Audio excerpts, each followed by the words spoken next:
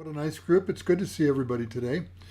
And I will just a few words to introduce our friend Reverend Duncan Ryūken Williams. Duncan is a longtime friend of Zen Peacemakers, and last year I've sort of lost track of time. I've forgotten how long ago this was, Duncan. But Duncan was our guest once before to talk about his tremendous piece of history, American Sutra, which is about the internment of Japanese Americans in 1943 after Executive Order 9066, and really with a focus on how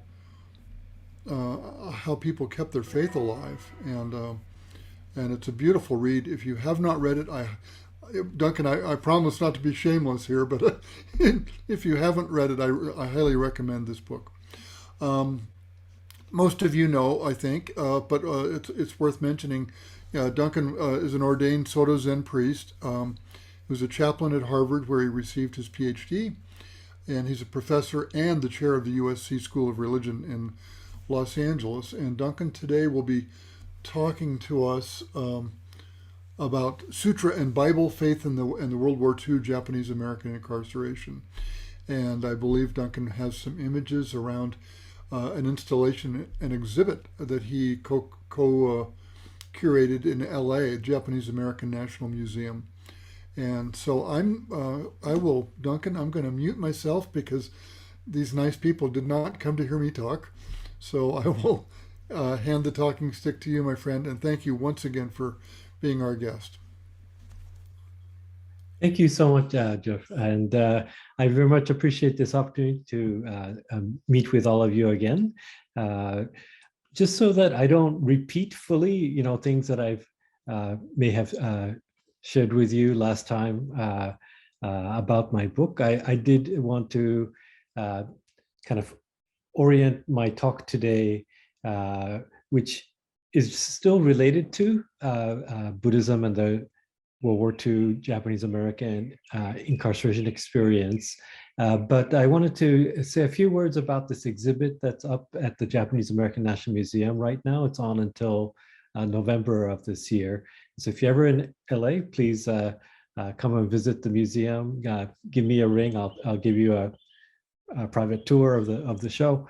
But I wanted to say a word about that, but also something else that I've been most currently working on, which is a kind of national monument for the World War II Japanese American incarceration experience, and it's a names monument. And I wanted to, and it's very much inspired by Buddhist traditions of memorialization, monumentalization, and what the Buddhist priests back in World War II themselves were thinking about when it came to how to build Buddhist forms of memory and healing in many ways. And so I wanted to give you, so basically two kinds of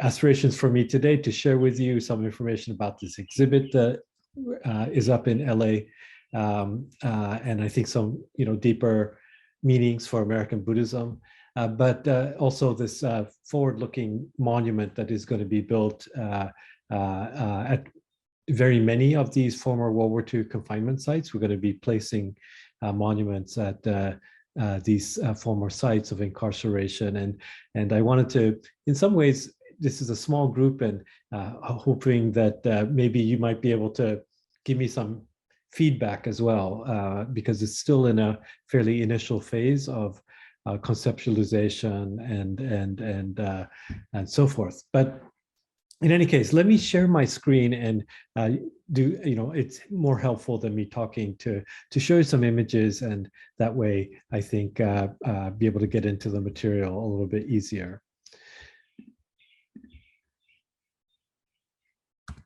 So this is just very briefly, as you may all know, in February of 1942, there was an executive order 9066 that led to the mass, incarceration of all persons of Japanese ancestry. It's just, I think, fairly well known fact that a particular group based on their ethnicity, being of Japanese heritage, and also based on, at least initially, in terms of the roundup right after Pearl Harbor, targeting Buddhist priests and so forth. The fact that they were not just racially not part of the main majority demographic of America, but also religiously being Buddhist, the largest Buddhist population in America at the time, were targeted for incarceration and later family separation, unjust deportation, and of course, being forcibly removed from their homes. And so it didn't matter, as you can see in this photo, if you're a little kid or an infirm grandmother or US citizen or not. If you were of Japanese ancestry, as they would mention in the executive order, I'm sorry, in the civilian exclusion orders, you were subject to forced incarceration. And so one thing to note is that about 15 to 20% of the population, Japanese American population, were Christians. And so even though it was historically and predominantly a Buddhist community, there were Catholics and Protestants as well. But obviously the 125,000 eventually persons of Japanese ancestry who were incarcerated, the vast majority, about 85% of the community were Buddhist. And so unsurprisingly, whether you were Christian or Buddhist, in a time of dislocation and incarceration, not knowing what the future held, many people found a way to orient themselves in that dislocation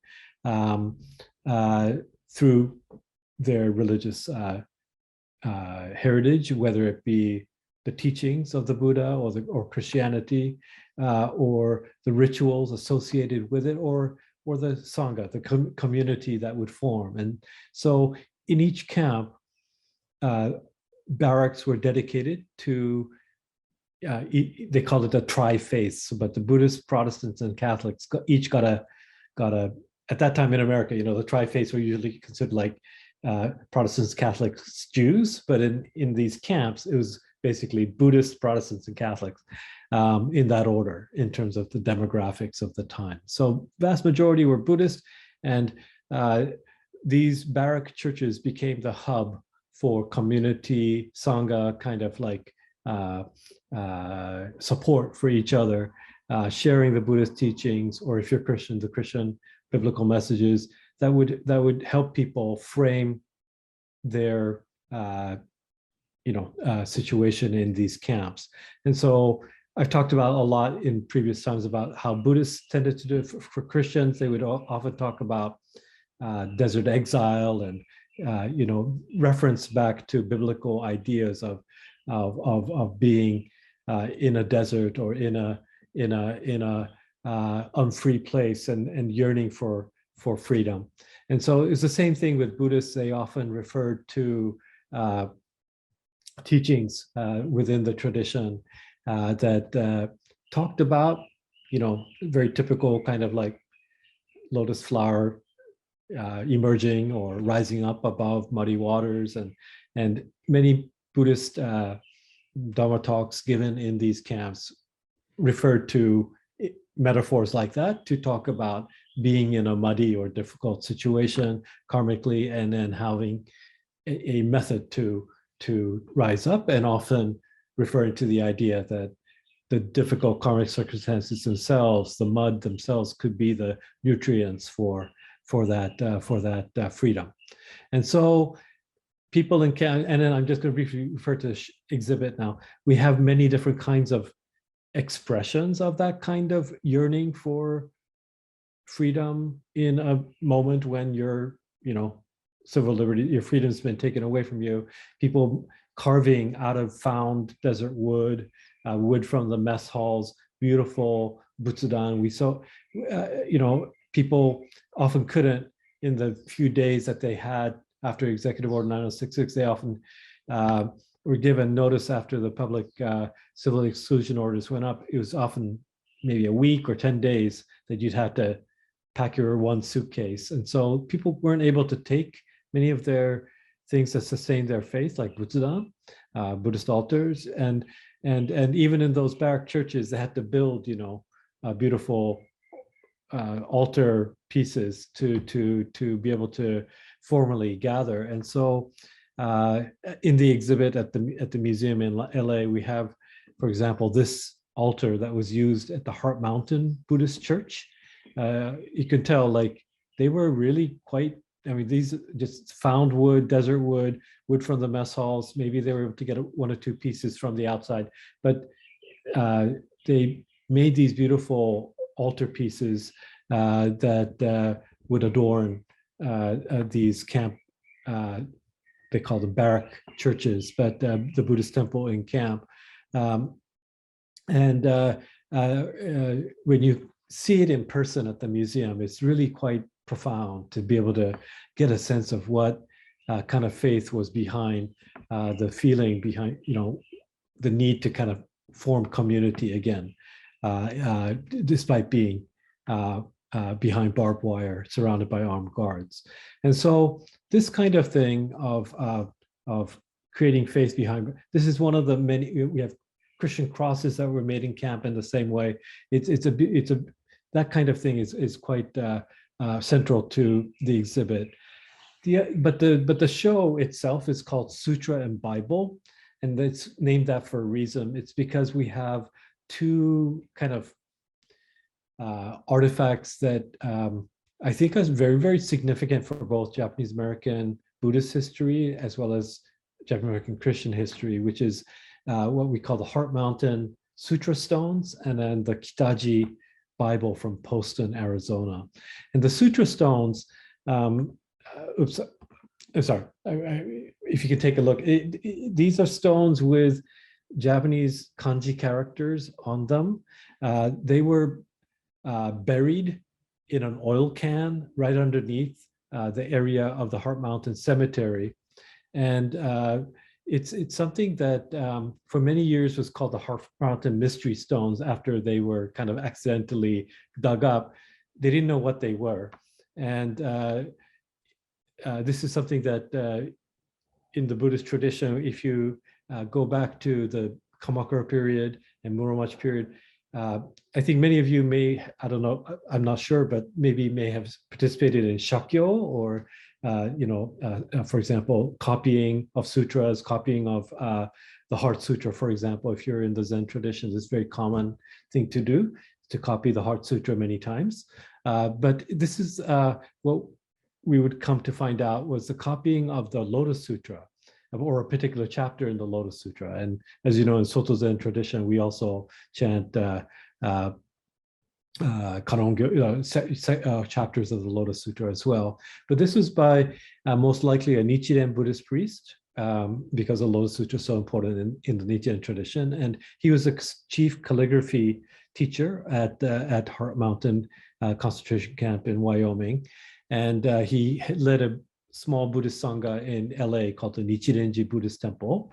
And he made, it was called Isseki Ichiji, one stone, one character style of copying of sutra. And then back in the medieval period, around the time of, like Dogen and so on and so forth, although he was not necessarily a believer in this kind of general thought, most Buddhists of the time when Dogen lived during the Kamakura period, if you think about Shinran and Nichiren and all the other major figures of the time, they emphasized this idea that the Dharma was in decline, and that the end Mappo, or the end of the Dharma age, was upon them, and that Maitreya Buddha, or the Miroku, the future Buddha would come, and that you should transmit the teachings to the best of one's ability until, in this degenerate, until the future Buddha came.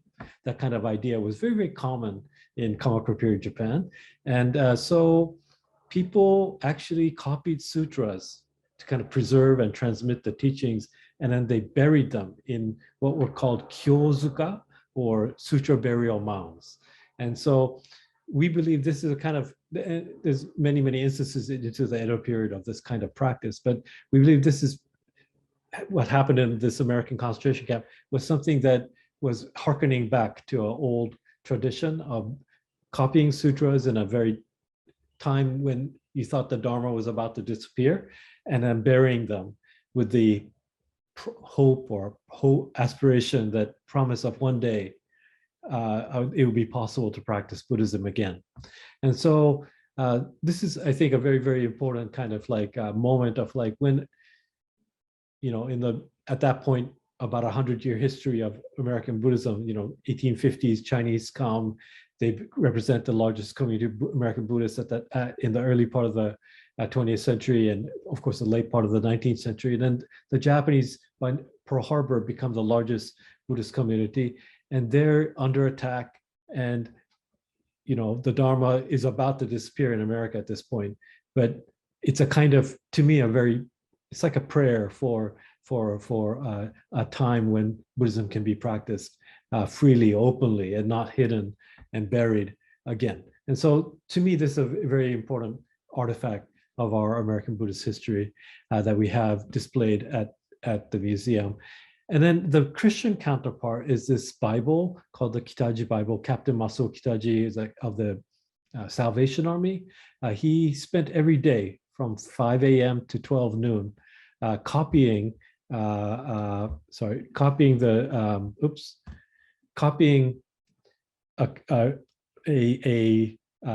King James English Bible kind of text and making a Japanese translation and commentary, including with illustrations, as you can see. So it's this beautiful manuscript of bilingual Bible. He had done it so that he could preach both to Japanese and English-speaking members of the community. But in a way, I feel very much like this is a kind of like Christian version of Shakyo, you know, what we in the Buddhist tradition would consider sutra copying, and what the purpose is of that kind of training to copy out text, transmit text, and find a way to, you know, move the Dharma from one generation to another. But this is another very beautiful original Bible that we have on loan from the Stanford Hoover institutions that is included in this exhibit. The last thing I'm going to mention about the exhibit is that we have many, many themes. We have 6 major themes on the exhibits. I'm not going to go through all of them, but one of the ones that comes up a lot is solidarity. It's a thing where back in World War II, you know, period, no one in politics, today I think if a group of people, 125, like a large enough group like that, 2/3 of whom are like U.S. citizens, were suddenly, you know, taken by the government and put in these camps behind barbed wire and armed guards in the middle of the desert, where, you know, no trial had taken, like there was they weren't guilty of anything, like no due process, nothing. I think there'd be some politicians or some people in the media who would speak up. But back in World War II, that situation happened, and no politician of either party, no mainstream media outlet ever raised a point of opposition, protest, or even some kind of sense of like solidarity with those who had suddenly been uprooted and put in these camps. And the very few voices of solidarity that did exist were religious voices, clergy associated with the Christian tradition, especially the Quakers. The American Friends Service Committee was very actively involved in providing support for Japanese Americans. This photo happens to show this blue bus that made 65 round trips from Seattle to Minidoka, Idaho, one of the camps, 10 large concentration camps, by a Baptist minister, Reverend Emory Andrews. He actually moved his whole family out to Minidoka, and then stored things for families, both Buddhist and Christian families in Seattle at the Baptist church, and made these trips back and forth about 65 times. And at that time, gas was rationed, and he kept on being called a Jap lover, and whatever, like being derided for his support of Japanese Americans, both members of his own congregation, Baptist, but also the large Buddhist community in Seattle as well. And so even today, he's remembered very fondly by members of the Seattle Buddhist Temple and other people in Seattle as well. Reverend Ronald Latimer, he was a Shingon Buddhist priest, a convert to Buddhism before the war. He was one of the few people who stood up and spoke at the congressional hearings in favor of Japanese Americans and against their incarceration for what was called the Toland Commission hearings. Him and somebody called Sunya Pratt, who was another convert to the Seattle Buddhist Temple, Jodo Shinshu tradition. She was also important advocate for Japanese Americans and preserved the Tacoma Buddhist Temple from being vandalized, and there were many incidents of vandalism, that kind of thing. And so people like that, and Julius Goldwater in LA, Ernest Hunt, who was a Soto Zen Buddhist priest, but also a Jodo Shinshu ordained person, helped very much with people either in terms of maintaining the temples while people were in camp, or making these trips back and forth, or in the case of Ernest Hunt, literally traveling around the Hawaiian Islands with a portable butsudan on his back, doing Buddhist ceremonies around the country, around the islands, while all the Buddhist priests had been taken to mainland camps. And so that kind of solidarity is something that people don't recall as much, but I think it's worth remembering that persons of faith, whether Buddhist or Christian, often were the principal people that, may not have been a stance that was popular in the time, but made a moral kind of position during these difficult periods for Japanese Americans. I now want to just transition a little bit to what the second part of what I want to talk about today, which is the project that is kind of upcoming. But I've been working on this project around memory and monument and so forth. It's based in part on, you can see on the right side slide, a Buddhist priest there, Reverend Shinjo Nagatomi. He was my teacher. Masashi Nagatomi is a professor at Harvard in Buddhist studies. It was his father, Shinjo Nagatomi, who was at times the only Buddhist priest at Manzanar in one of the other 10 large concentration camps. His work very much inspired my interest in this subject. And back in World War II, he created or was a major part of creating this monument. It's called the Ireto. If you look at the Japanese characters, there's three of them. Ireto, to means tower, I means console, and Re means like the spirits. So it's just console the spirits tower, monument. And it's based on the Gorinto in Japanese, a way of saying it, the five tiered stupa or pagoda, which is a very traditional kind of way of memorializing. And so he especially was doing so many, that first year in camps, it was so cold at night and so hot in the day in the desert, and vulnerable in the hastily made barrack, tar paper barracks where so many holes, and it was hastily made. So the weak, vulnerable people like the elderly and the young babies and so on passed away. And he wanted to, by, they call it nibon in the Japanese tradition, like obon, like we have a summer ancestral kind of ceremony and occasion to recall those who've come before us, the ancestors. But in the tradition, nibon, the first obon of after somebody passed away, is the important one to kind of have a moment of remembrance and so forth. So he wanted to build this concrete monument at the cemetery at Manzanar by the time the first Obon of 1943 would come about so that they could have a ceremony and have some representation of the community's feeling towards all of those who passed away in camp. And so he was like, he built it to console, those who passed away, the spirits of them. But many ways, as all of you, I'm sure many of you in this room, do funerals and memorial services as priests and so forth. We know that the consolation is not just for those passed away, but for the remaining family members. And so this is the spirits of all of those who are affected by these kind of unfortunate situations or passing away, different things. This is, I think, his intention behind building this monument.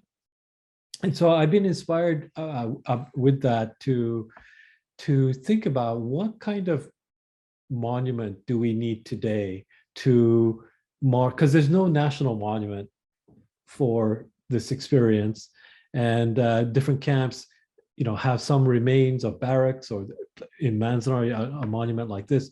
How can we think of some? And then I was thinking a lot about the fact that the whole incarceration kind of was premised on the fact that, unlike German Americans and Italian Americans, at that time, the United States was also at war with Nazi Germany and fascist Italy, as well as Japan, Imperial Japan.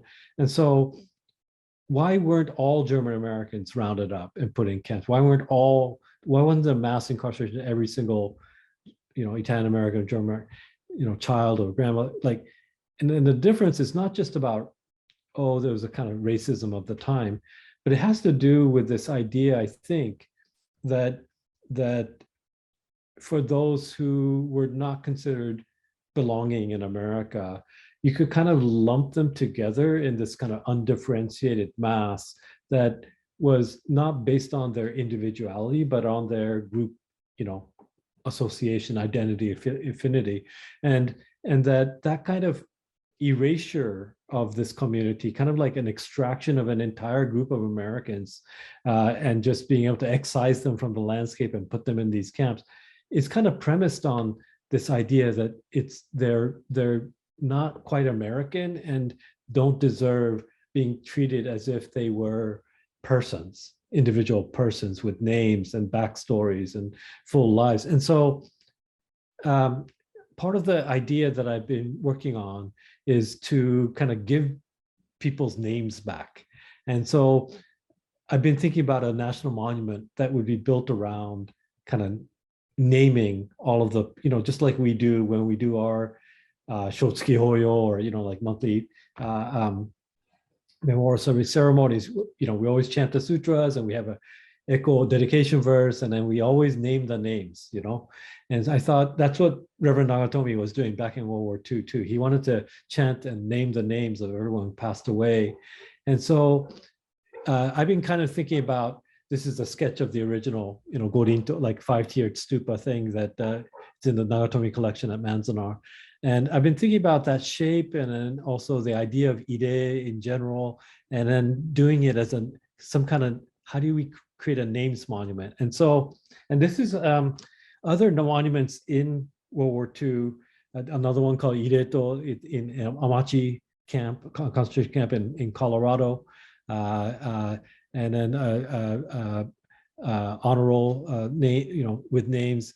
The one in Amachi, you can see the names of people who passed away, as well as those who passed away, not just in camp, but who served in the U.S. military as part of the segregated Japanese American 442nd Regimental Combat Team in Europe, as well as those who served in the Pacific.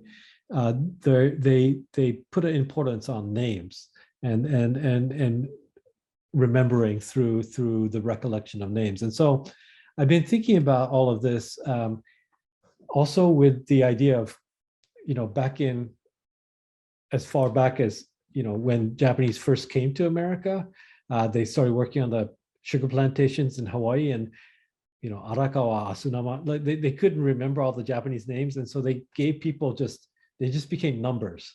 And these are called bango, which in Japanese just means number, but in Hawaii meant these little tags with numbers on them to identify people they weren't given names, they're just given numbers.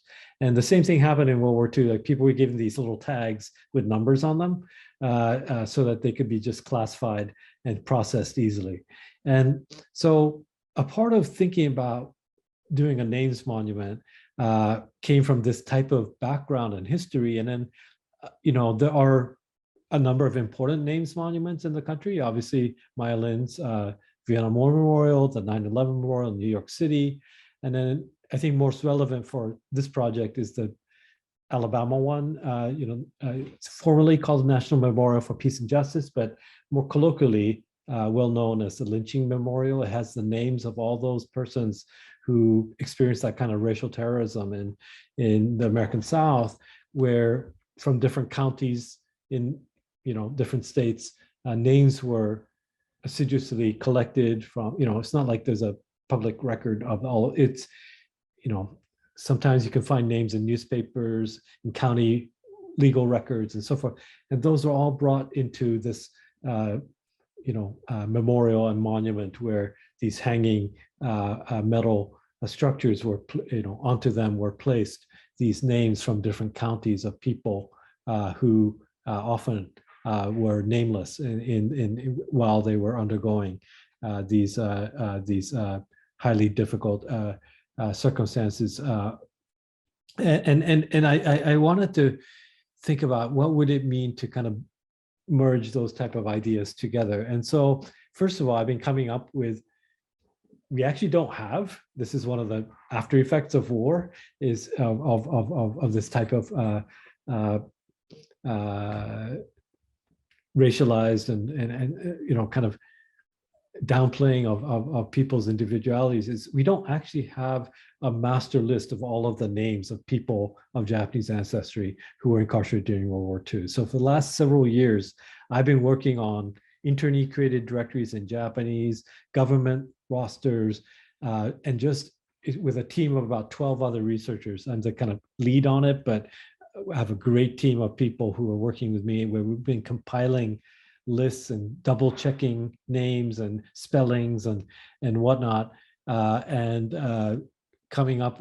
Small camps have sometimes like little lists that are made by the internees themselves, and you have these kind of major government lists called the final accountability rosters from the main camps, the 10 big concentration camps, and trying to find a way to kind of create a accurate and comprehensive list. That's kind of been project number one. But then now that we've almost complete with that project, finding a technique to remember and recall them as a part of a kind of national memory project. And so I've been thinking about having three parts to this. One, just like a book of names.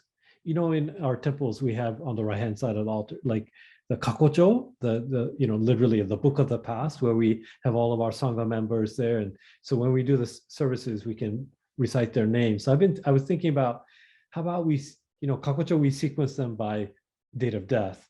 But how about irecho, we, like in this thing, because we have some people in their 90s and year old and so forth who are still camp survivors and still alive.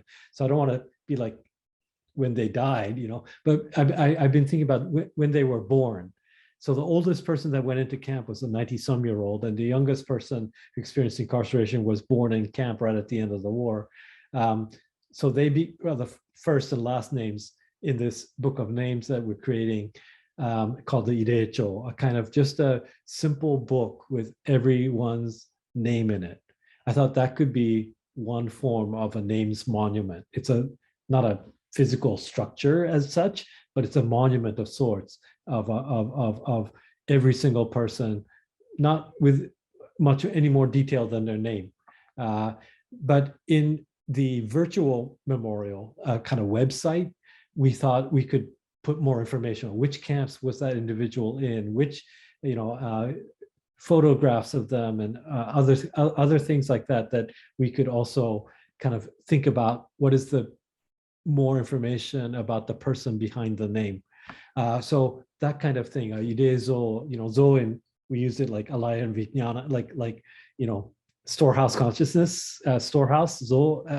So I've been thinking about like a kind of like a Buddhist version of a kind of like our archive that is a storehouse of memory that's online based. And finally, irehi. He means like a, like a monument or tower type of thing. And so I've been thinking about, I'm going to move back in a moment. I've been thinking about this kind of structure where we have the names kind of scrolling and circulating as if it were part of a light show, where 125,000. So if you can imagine, it's like if you actually had to put the names on a physical, typical like black granite monument, like let's say like the Vietnam War Memorial, you need like 2.5 times the Vietnam War Memorial to get all the names on. And so I've been thinking it's much more efficient to have the names circulate on, a smaller surface, but over time. And it can be a kind of moment to contemplate and recall these names. And then the idea was to have some process of thinking about not just remembering like monuments as forms of remembrance, but monuments should also be, in my opinion, like interact, like the Vietnam War Memorial is, people do the rubbings. It should be somehow interactive, and it should also be geared towards actually healing or repairing this kind of history. And so I've been thinking about kintsugi as an idea that we've been using a lot in our community for kind of healing racial kind of trauma and history. And for those, just in case anybody doesn't know, it's a Japanese kind of ceramic repair tradition that has to do with tsugi comes from the verb tsugu, to join, and then kin means gold. But if you break a ceramic like teacup or plate or whatever, instead of throwing it away, you repair it by rejoining with lacquer the pieces that are broken. And then instead of hiding that break and fracture, you adorn it with gold. And so that kind of idea of kind of repairing the teacup, and then it's kind of recording, the history of that teacup. And so I thought we should record this history of America, and we should find ways of repairing it and healing it that would involve ritual. And so in the book, we're going to eventually have these the book of names, and then we're going to have ways that people can put gold lines by names and so forth, and that would in turn actually start being reflected in the monument itself, and the monument itself would actually change and be healed, as it were.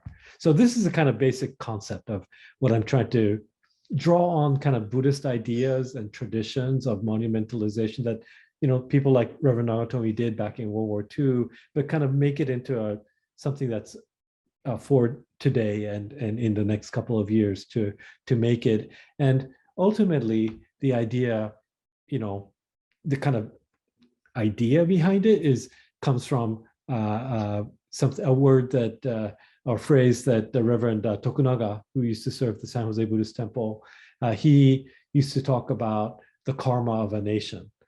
He would talk about his own incarceration experience when he was going to Santa Fe, New Mexico, internment camp, how he fell ill, and this African-American train porter helped him, nurse him back to health, not just through tending to him like physically, but just talking about what happened to the African-American community, as well as he was talking about, the Japanese experience.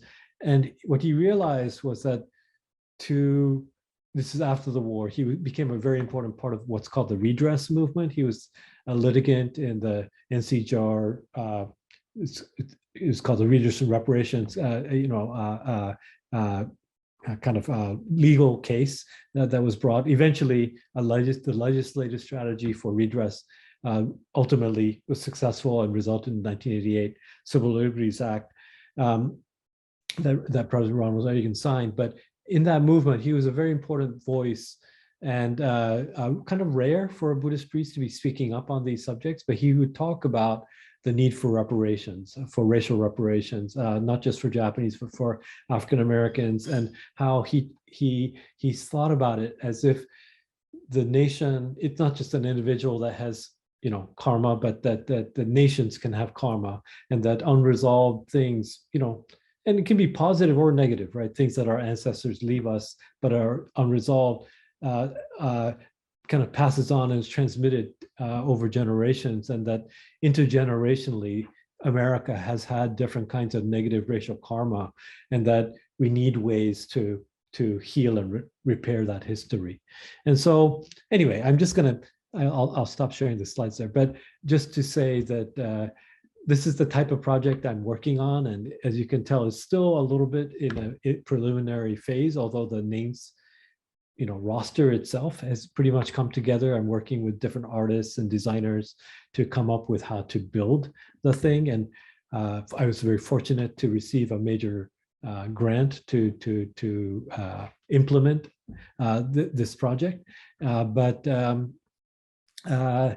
that's the type of thing that is kind of like the you know, there was originally the book American Sutra that was trying to chronicle a history, but now I'm trying to think about how do you heal that history and do it from a Buddhist vantage point, thinking about it, about, as Reverend Tokunaga did, about repairing the karma of a nation, or do it in the way that Reverend Nagatomi did back in World War II by building a structure, kind of thinking about how do we build monuments that are Buddhist inspired for a community that was majority Buddhist. And so that's the kind of project I'm involved with. And I just wanted to, make it, have the rest of our time to be open conversation, questions, any feedback you may have for me, insights. Yes, so anything is fine. And so with that, let me close the formal presentation and open it up for conversation. Thank you so much, Duncan. And we have a nice group here. We can see everybody, so we don't need to do the formality of the electronic hand. So if you'd like to make a comment or ask Duncan a question or an observation, feel free just to wave your hand and unmute yourself. And we have, if we'd like, we have 45 minutes. We can chat for a bit. Yoshin, hi. Hi, my husband is too shy to show himself or speak. So he put a question in the chat. On the online virtual memorial, are all the former camp rosters exhaustive? If not, the World War II memorial has an online registry that family can add names to that registry.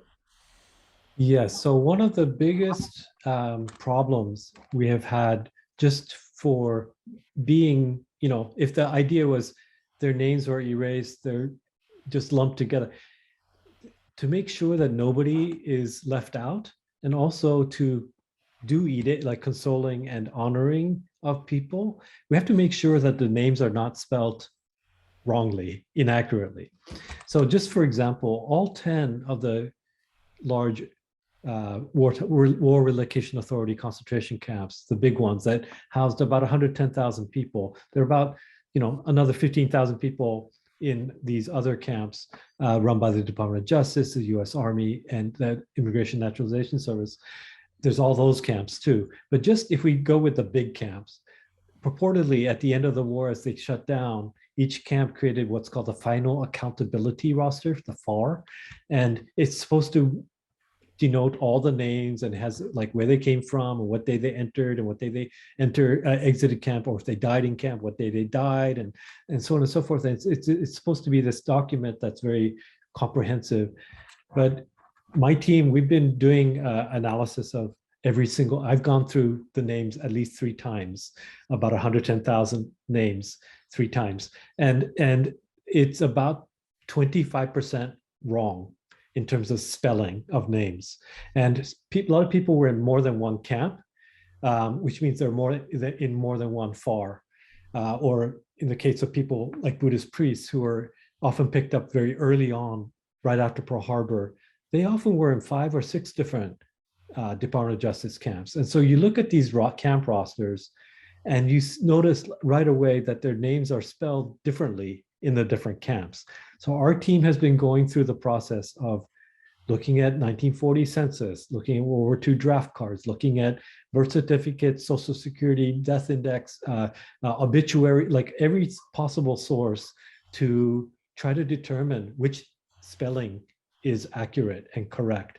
And so we are so even though yes, there is a list of camp rosters that purport like for everyone at Heart Mountain or every Manzanar, it's not completely, it's like 25% wrong. And so what we will be putting out to the public is the corrected version of the names, where everybody's names is spelled accurately. And you know, it's sometimes mistranscript. It's hard because they're typewriters from World War II, and if someone got tired, like the M looks like an N, or like it's hard to read sometimes. But I also think that it's just because Japanese names were not so well known, and that, you know, WRA typist was not familiar with Japanese names, and they just butchered Japanese names left and right, first names, middle names, last names. So we're trying to rectify that as part of the project. And to answer the second part of the question, although we think that we are 99.5%, you know, comprehensive in terms of not leaving anybody out, but also accurate in terms of spelling, we know there's always room for further, you know, amendment. And so we have been at this phase of the project, but also when we go public, we'll be inviting the public as part of that healing and repair work. Kind of repairing the record in a way is something that our team can't do alone. We really require the community to engage. And so that part of it is about adding names in case there's anybody missing, or a spelling is off by something, a way to repair that. And then more broadly, we're going to be inviting, you know, beyond the Japanese American, the general public to come and do those gold lines, so that we can kind of have a kind of larger American involvement in repairing this history as well. So there's those two kind of registers of being able to continually repair and add and amend the record. So yes, that's going to be possible both with our book, but also ultimately what is online. And that's the kind of advantage of not making a monument where you know, carve into black granite stone, is that you can change it online, it'll be updated, and then the next time the light show happens, it'll be, you know, one more level, you know, closer to being more accurate.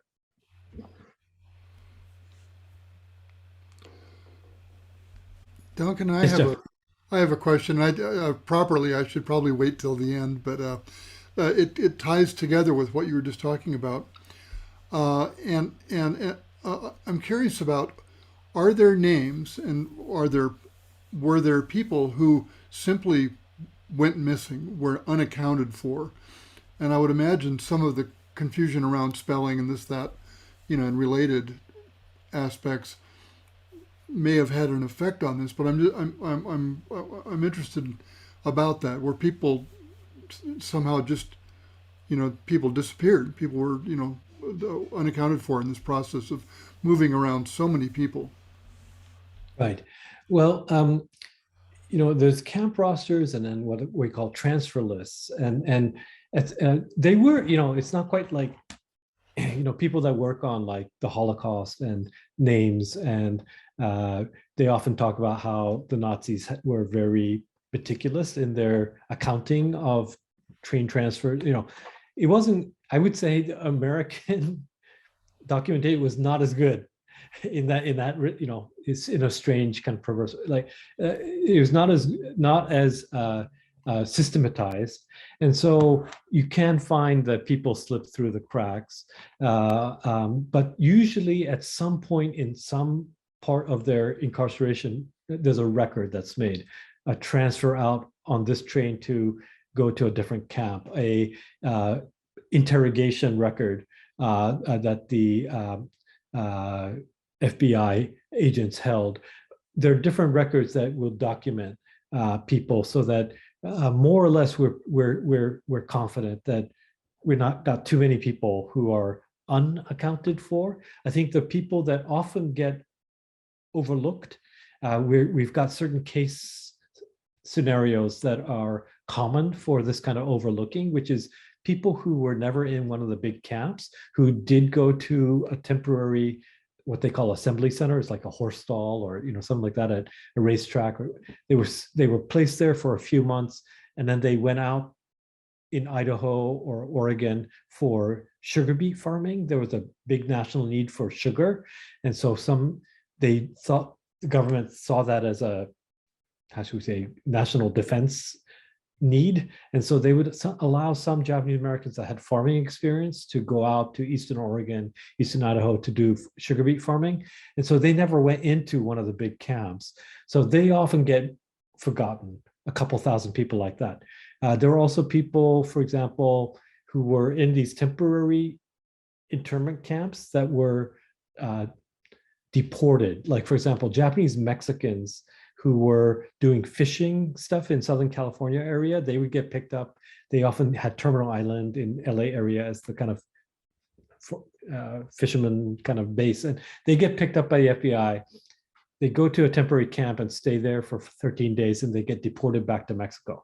Those type of people often fall through the cracks. People who died in those initial temporary internment camps, they often don't appear in camps, other major camp rosters down the line. So people who died, there are people that committed suicide in the Los Angeles County Jail before transfer out to Santa Fe, New Mexico. People who died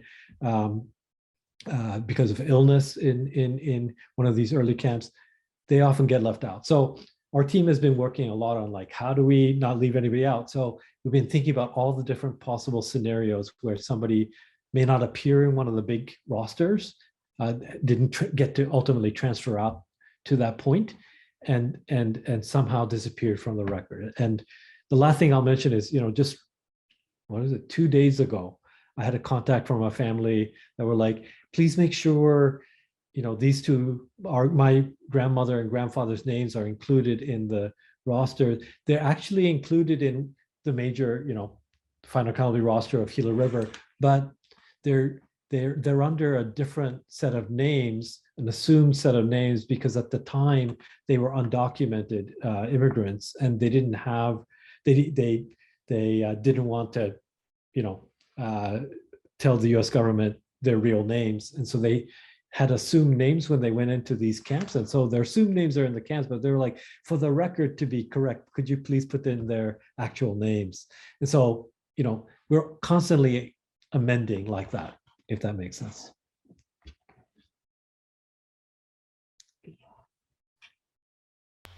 Thank you, Duncan. Yes, June, please. Oh, I missed, where is this monument that you're planning to have? Yes, so I'm so sorry. You didn't miss it because I think I kind of skipped over it. The kind of like replica sized, meaning the Manzanar Ireto, out of which this is kind of inspired, the one that Reverend Nagatomi built back in World War II, that's 15 feet high in a certain dimensions. We're going to be building a replica style, large version of this light sculpture monument for currently the Japanese American National Museum is doing a redo of their main permanent exhibition, and as part of the new kind of lobby atrium area, that's where this monument is going to be placed. So that's one place, but I also have agreements for a slightly smaller, more like 6-foot version of this sculpture. Right now, our agreements we have with Minidoka, Manzanar, Heart Mountain, Rowan and Jerome are served by, in Arkansas, served by, it's called the World War II Internment Museum in McGee, Arkansas. So one will go there. Poston, Tula Lake, all of these places I have agreement. Right now, I'm still negotiating for Gila River and then Topaz and some other places. But the idea and the funding that I receive will allow us to place these on the actual ground and site. They have visitor centers and museums. So we're trying to work with each place to kind of get this smaller version where, you could change it to just show the people at Heart Mountain or just at Man's, or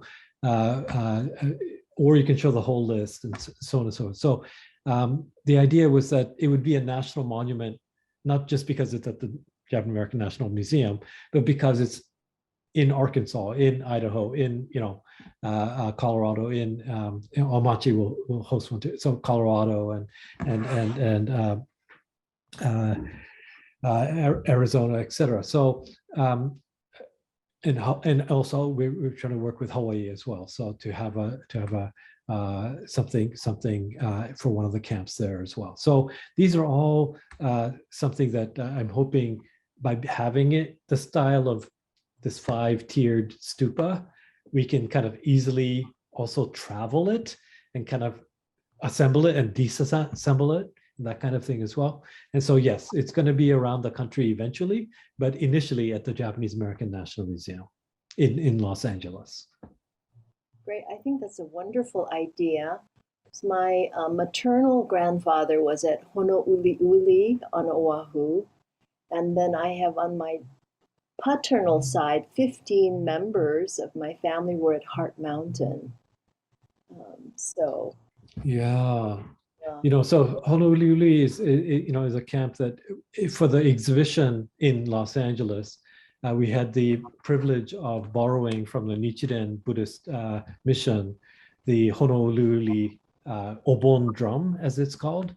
Back in World War II, they had this drum at the Nichiren mission, and the Bishop Mochizuki went into Honouliuli, and he was going to be transferred to a mainland camp, and he didn't know what to do with this very precious drum. And so he heard that Reverend Komagata from the Soto Zen mission, he would not be transferred to the mainland camp, so he gave it to him for safekeeping. And then that August of 1942, Obon came around, the Obon ceremony, and you usually use the drum for to keep the pace for the chanting or singing. And on the drum itself, Reverend Komagata marks that he used it for the Obon ceremony in Honouliuli. And that drum, was discovered at the Nichiren Mission years later. And today, Reverend Komagata's, I guess, grandchild, there's Bishop Komagata, Soto Mission, many of you may know if you're Soto Zen Buddhist, head bishop of Hawaii Mission is Reverend Komagata, but him and his son have gone to Honouliuli and used that drum, the original drum, to kind of in that place kind of bring healing to the place. And that drum anyway is part of the exhibition in LA right now. But these are every artifact has a story, and the Hawaii story is also a very important part of it. Thank you. Thank you, June. Chloe, hi, I see your hand. Thank you so much. That was a beautiful presentation, and the idea of the monument being interactive and actually part of the reparation process is pretty amazing. I was wondering, do you see this as possibly being a model for future, for future attempts at reparation or monuments? And also, I think I might have missed exactly how, as someone who's visiting the monument, how they are going to be interacting with it. Could you maybe? Sure. Let me tackle that one first and then go to the bigger question of reparations. The idea is that we have these, I mentioned the kakocho, the book of names, and they're being designed with each, you have to kind of make sure the names don't run onto each other. So we have you need a little glyph in between. And so we had this wonderful designer, Burton Hasebe. He's every year, you have the 100 best like graphic designers in the country kind of thing list. And he's the only Asian American on the list, but he's from Hawaii, and his family was interned as well. And so he created the special font for our project, but also a glyph that's kind of representing the 5-tiered Buddhist stupa thing. And that designed glyph is what we're going to invite people of whatever background and whatever to honor a name by placing we're having, this kind of gold colored paint, and we're going to ask people to kind of make a mark on one of the lines. And so each individual has up to 10 people that can honor them, but on each side of 5 and 5 on each side of them.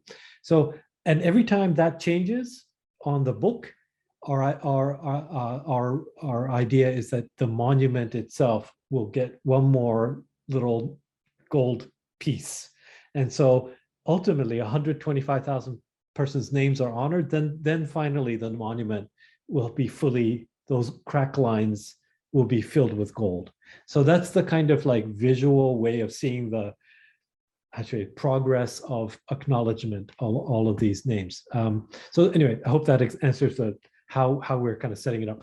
But in terms of reparations as a whole,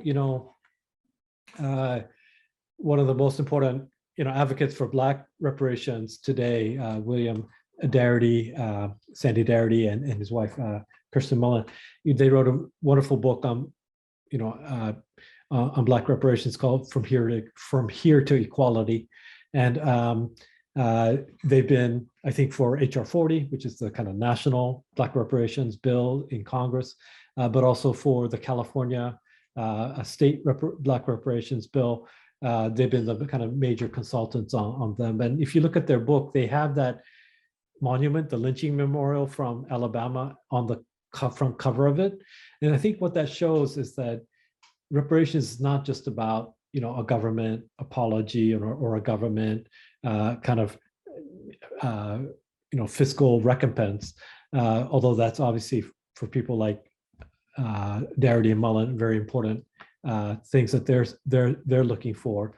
But to me, I think the role that we as Buddhist clergy and other kind of people in the kind of religious field, what we can contribute to the reparations discussion is how to do reparations, repair work, healing work on a much deeper level than one piece of legislation, or that's very important, and we often do advocacy work like that. But ultimately, that's not the end work of reparations. I think it's got to do with recognizing how we are all kind of inherited whatever we inherited from our ancestors, and we have to kind of together, not just alone, kind of work on healing and repairing these fracture lines that have often been a part of our American history. I myself, I've only been a U.S. citizen for I guess 2 years and a bit now. I finally, after 33 years of living in this country, when I came as an immigrant from Japan, when I was a late teen. But I've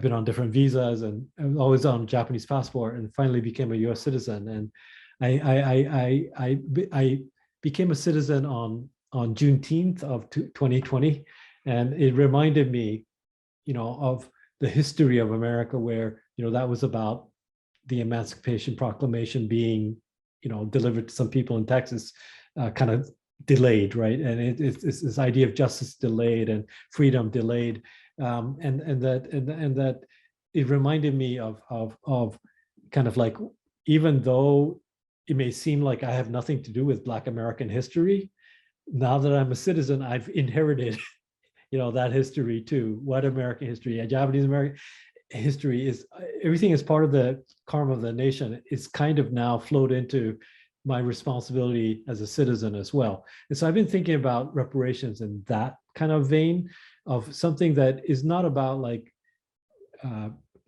sometimes in race discussions, and there's a lot of kind of, it gets mired in like difficulty between communities being able to speak with each other, or blaming, or different things that make it difficult to actually find ways of finding common ground and healing and acknowledgement of difficult histories.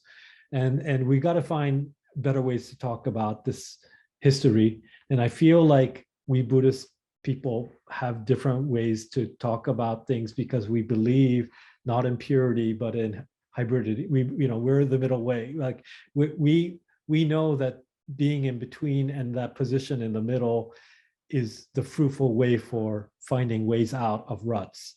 And so I think it's very important for us to be able to offer something for America for how to discuss race in a sensible way that those of us who, especially some of us run in different circles of maybe ethnic or lineage Buddhist communities, and when we do, we have more and more opportunities to celebrate the kind of great diversity of our American Buddhist community and the incredible mixture of our community. And so, just for example, here in Southern California, my good friend Reverend Marvin Harada, who's the bishop of the BCA right now, he's served Orange County Buddhist Temple, Buddhist Church, OCBC. Today it's probably a quarter Latinx membership.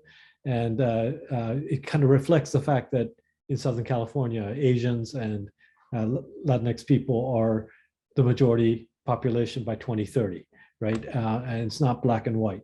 And so there's lots of things that are happening in our present and likely to happen in our future about mixed race families, mixed religious families, different blends of people that we have to serve as in our temples and so forth.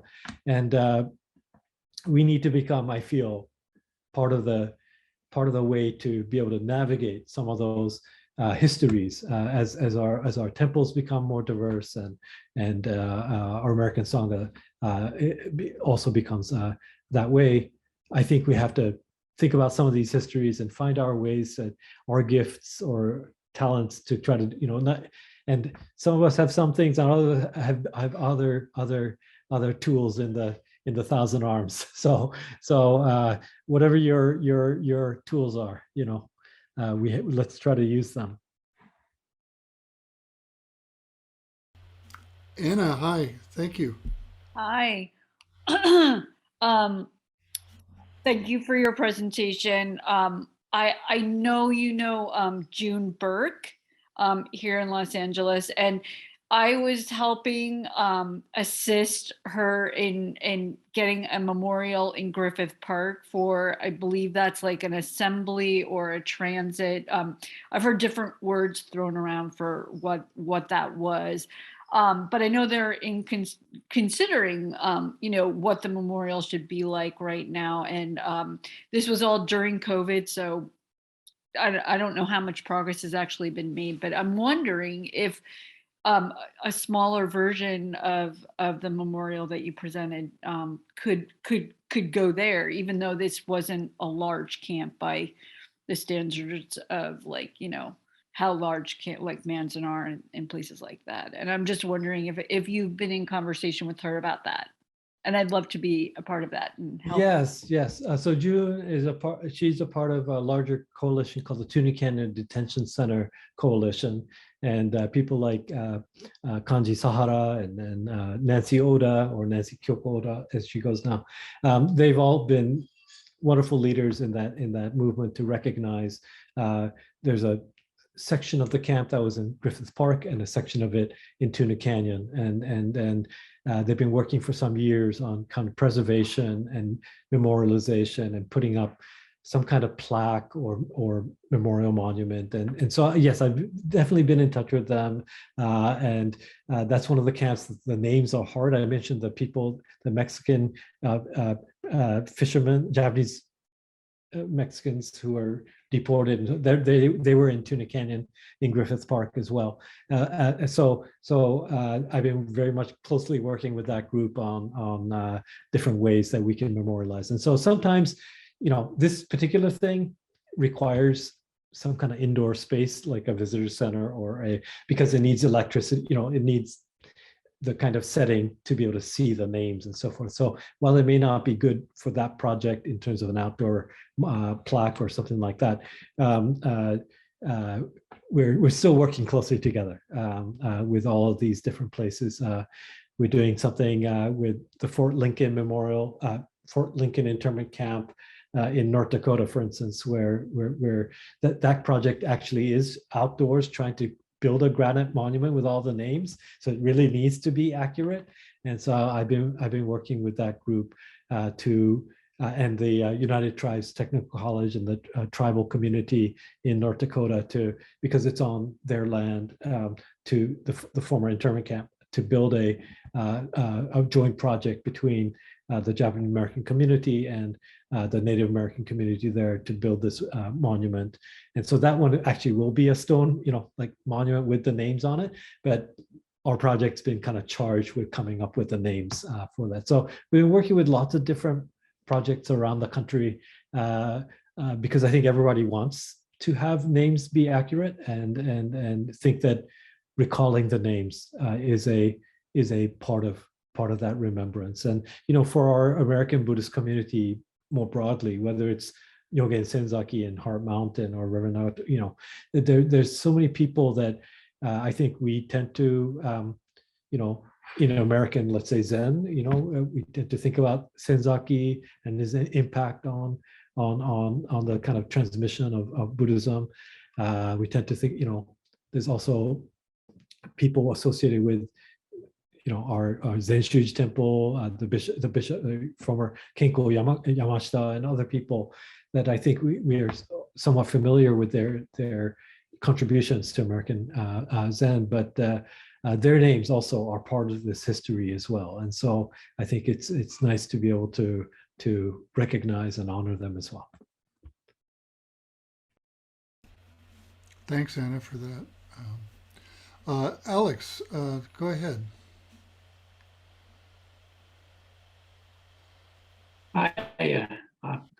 I was curious as you were speaking about the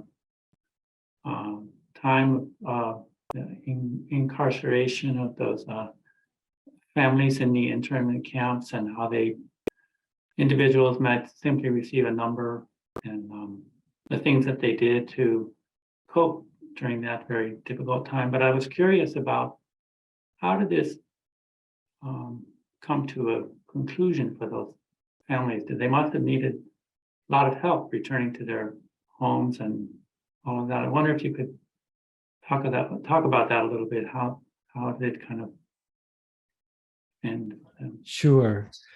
So yes, coming back to especially a hostile community, a lot of people found that when they came back, they had "No Japs Wanted Here" type kind of like graffiti on their homes, or their temples, Buddhist temples, were vandalized or even subject to arson and things like that. And so they knew they were coming out of these camps with armed guards and barbed wire. In one sense, they were protected from the hostility of their neighbors who may have, for example, lost sons in the Pacific Theater during World War II, and the kind of hatred of Japanese kind of did rise during that period. And so when they got back to the Pacific Coast, they often faced not only difficulty getting back to their homes, nobody would rent to Japanese, they couldn't find jobs, a lot of difficulty. And so that's when both Buddhist temples as well as Christian churches for the Christian segment of the community kind of stepped up. Buddhist temples often served as, they call them hostels, but kind of like they would use the hondo, like the main hall, and like even like the other halls to just house families. And for the first while, they did, of course, hold religious services and ceremonies and practice their Buddhist life, but it was also very practical place for like sharing information on where you could find a job or housing, etc. People just came to these religious institutions as a kind of refuge, and so yes, it was a difficult thing. The transition sometimes was just as hard as being incarcerated.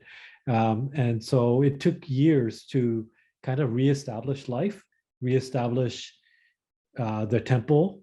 But many people did persist and survive and find ways to actually find something of value in what they went through.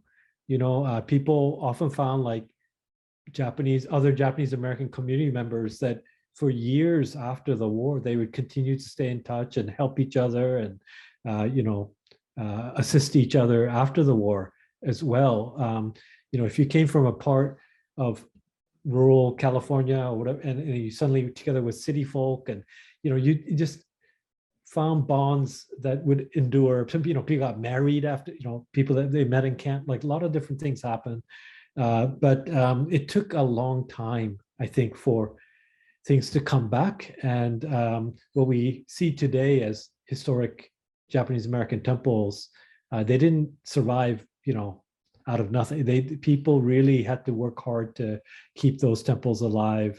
And I always think about, my temples in Shuji and then up in San Francisco, Sokoji, and think about American Zen, for example. Like, if it weren't for the efforts of those people right after the war to keep those temples alive, all those, for Maizumi Roshi or Suzuki Roshi to even have a place to come over as Kaikyoshi, as missionary to serve the Japanese American community. And then, eventually they came to serve a much wider, broader American public. Those places needed to have survived. And it took a lot of effort to keep those alive. But I think, as I mentioned, it was actually necessary to keep the temples alive. They were the places that helped people, on a very practical level, kind of just endure after the war. And so anyway, I just mentioned some of those things as kind of like a part of our history. Thank you. I thought your presentation was very interesting. I live in Los Angeles, so I'd like to go and see the exhibit at the museum. Thank you. Thank you. Thanks, Alex. And Myoshin, I think you've got your hand up too. Yeah. Just wanted to mention that I just put the links in the chat. The first one is the exhibition at Japanese National Museum, Sutra and the Bible. And on the bottom, there's a video, which was very well attended, right, Dr. Duncan? And also the second link is Dr. Williams' website, so you can get in touch with them. And the third one is the website for the book, American Sutra, which delineates in detail about what happened and it's a wonderful book. But I also have a question, Duncan. So are churches in your latest project, are churches as well as the Buddhist temple and sanghas involved? And if not, or if any other people want to get involved, how can we do that? Is there a website that we can go to besides your personal website, or how can we do that? Okay, so and I see a note in the chat as well. So in the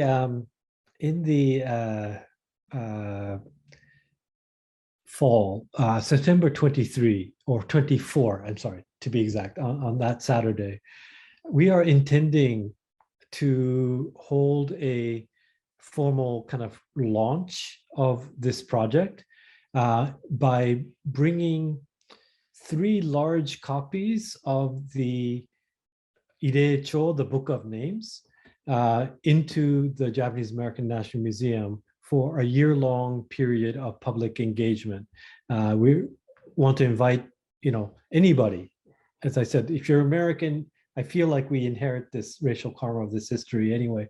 So to add a line and to be part of a process of acknowledgement of all of these, over 125,000 names. And so we're going to have a procession that goes from the Maryknoll Church, which was one of the places that people had to assemble to go to camp, to the old Nishihonganji Buddhist Temple, which is on the plaza area of the Japanese American National Museum. The Buddhist temple was also another assembly point for going to camp. So we're going to process from the Maryknoll Church, Catholic Church, to the Buddhist temple, and then go into the museum, and then have a ceremony and formally install 3 copies of these large book of names so that people can come to acknowledge. And actually, if anybody would like to, is interested, please contact me if you are. We were thinking of having an interfaith kind of group of clergy kind of carry as part of a procession, as I said, from the Catholic Church through Little Tokyo, through First Street, second from into where the museum is. It's not a huge long procession, but a group of Buddhist as well as non-Buddhist, Christian, and I'm also hoping to invite Jewish and Muslim and other religious leaders to come to be part of a kind of clergy-led procession to do this ceremony of installing these books. So that's the launch, and when we have the installation of the books, we will simultaneously launch at least the initial version of the website, idezo.com. So our website will be where all of this information will be, explained and accessible and so forth. And so I hope I answered part of your question anyway. There's a website that will have all this information that's dedicated to this whole project of names, and then there is a physical ability to start putting gold lines on and so forth for a 1-year period starting in September 24th of this year at the Japanese American National Museum in LA. And so that's the occasion, and then I'm trying to organize a group of interfaith clergy to be part of it. So if you're interested and could be there in LA on the 23rd, please let me know. I'd be very, very happy to have you, anyone in this circle, be a part of it. The last thing I'll mention, there was a note about donating to a memorial. Please, if you can come to do the line, that would be a wonderful donation, more than a financial donation. I mentioned that only because as I mentioned, kind of referenced earlier, we did receive the Mellon Foundation, based in New York, has a big project called the Mellon Monuments Project.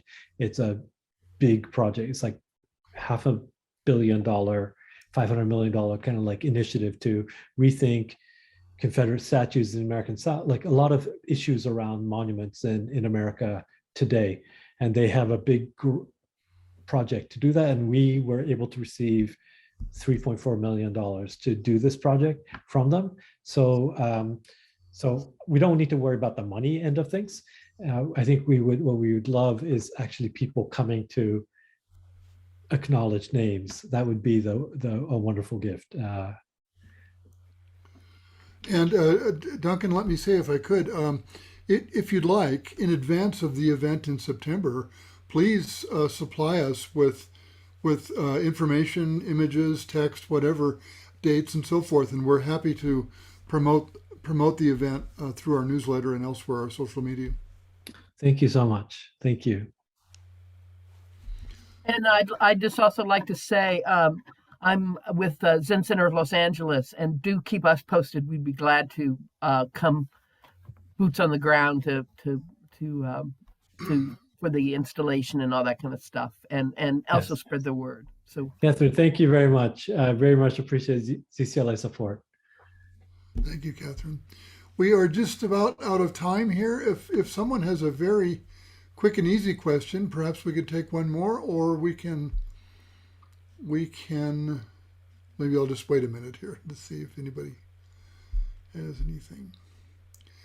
Well, that was great. I feel like we could go another half an hour, but we but we promised 90 minutes. So thank you all for being with us today, and sincerely, Duncan, thank you for being our guest and our teacher on this subject. I know all of us are interested in this and want to stay close, and there may be some other ideas for things we can do in the future around bearing witness that I'm thinking about. So, so thanks to you and everyone for being here. Everyone, please stay safe. As we say, take care of yourselves. Take care of someone else, most importantly. Thank you so much.